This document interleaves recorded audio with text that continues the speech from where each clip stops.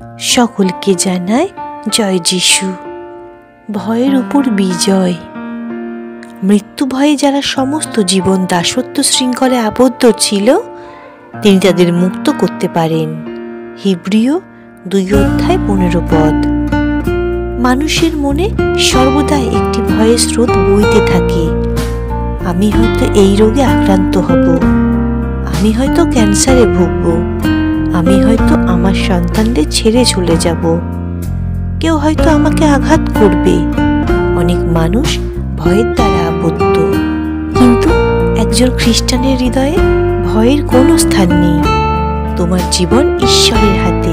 যতদিন ঈশ্বর তোমাকে পৃথিবীতে কাজ করার জন্য রেখেছেন, পৃথিবীর কোনো শক্তি তোমার উপর আধিপত্য বিস্তার করতে পারবে না। অনেকেই ভয়ের দ্বারা প্রবাহিত হয়। ওহ, আমার স্বাস্থ্য শেষ হয়ে গেছে, আমি কি করব? ওহ, আমার অর্থ শেষ হয়ে গেছে, আমি কি করব? আমি যদি যিশুর কথা বলি তবে আমার চাকরি চলে যাবে, আমি কি করব? মানুষ আমাকে নিয়ে হাসবে, আমার আত্মীয়রা আমাকে অবজ্ঞা করবে।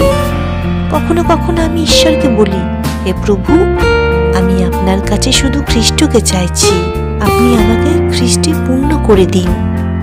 তাহলে মানুষ আত্মিক আহার পাবে।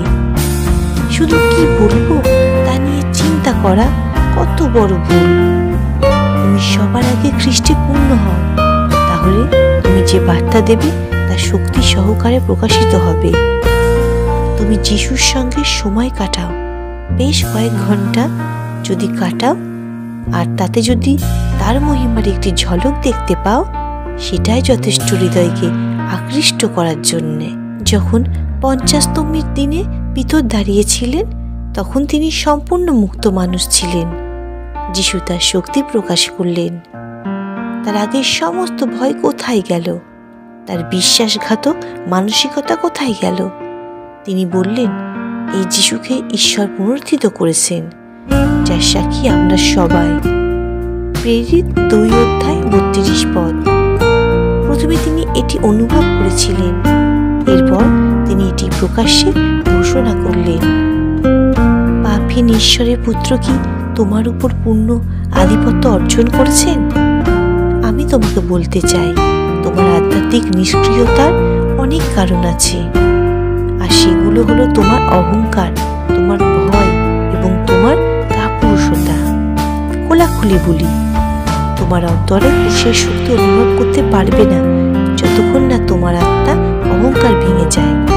তুমি কেন ভয়ে সংকুচিত হয়ে বাঁচো? খ্রিস্ট তোমার জন্য বিজয় অর্জন করেছেন।